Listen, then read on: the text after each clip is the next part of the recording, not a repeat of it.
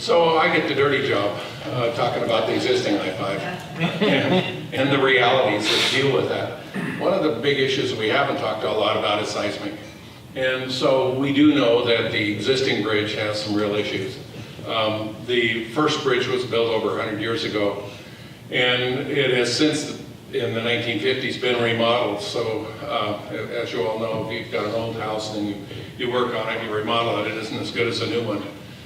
So it's got significant issues, not only being 100 years old, but also the fact that it's been remodeled once.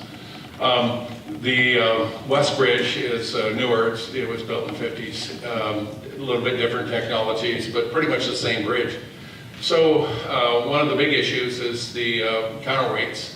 Those towers aren't built to sustain the kind of earthquakes that we're going to get.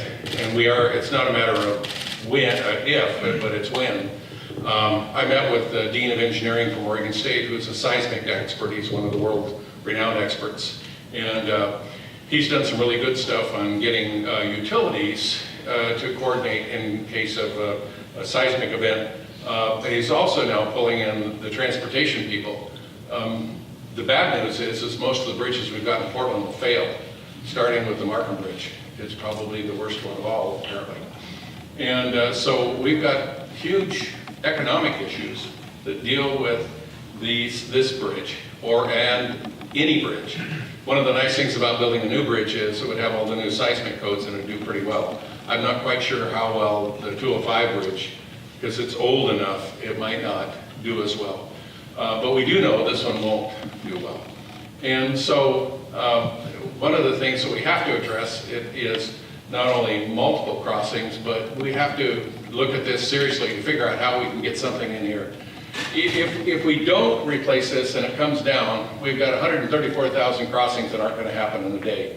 And you can, I think, understand what that's going to do to the economy. Like we were talking about, 60 to 70,000 workers a day that have to go across that probably can't get across. I live in the area there and I watch the traffic. I can see it go through.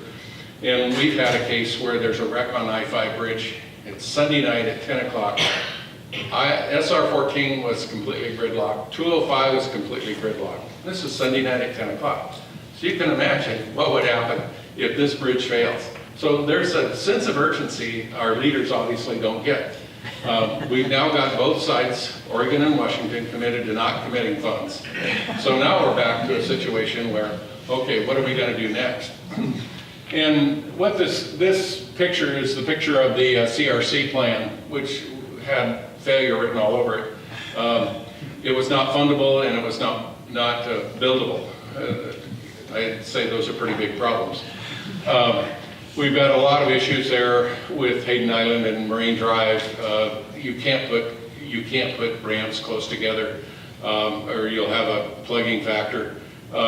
There's the airport, Pearson, and then the river. The river takes precedence over everything. So there's a lot of issues to resolve to be able to get this thing together.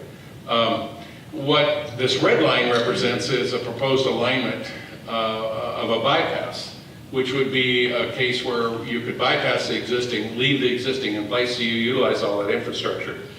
You would probably end up either replacing the old bridge or retrofitting part of it. I think, my own opinion is it's going to take two bridges. It'll take the bypass and then it'll take a local bridge. And the local bridge would, if you replace it, would be at grade, what I call at grade, at the lower water level. That would connect the communities of Vancouver back with Hayden Island and all that other, and then you could blend this out. One of the options with the bypass too is, on a short-term basis, if we're trying to get something in there immediately to cover, is to be able to do a bi-directional, so that it would only be a bypass. So in the morning it would go one direction, and then the afternoon it would go the other, and take some of that plugging that between Marine Drive and Hayden Island, and then the grade that's on the existing bridge. Those three, well, also an SR-14 down here, those four combined problems slow traffic, so that if people could go directly across, and this what we're talking about here is a flyover, which is basically above grade. It would be the same length as the solutions we're talking about here. It's about 2 miles. 205, the Glen Jackson Bridge, is roughly, it's 2.25 miles. I think this figured out 2. So any solution you have is about that 2 mile length. I think it's really fascinating. The Glenn-Jackson Bridge, the agreement between the states was 15 pages long and one drawing, and we got a bridge. 15 pages and one drawing. And our politicians now can't, I'm not gonna do that. So anyway, this is a little discussion about what we need to do with the existing infrastructure that we have.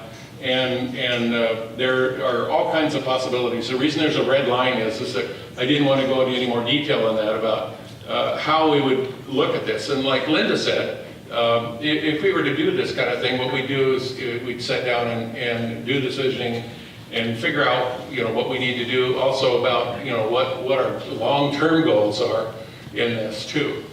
So that's my pitch. We got to take care of what we have.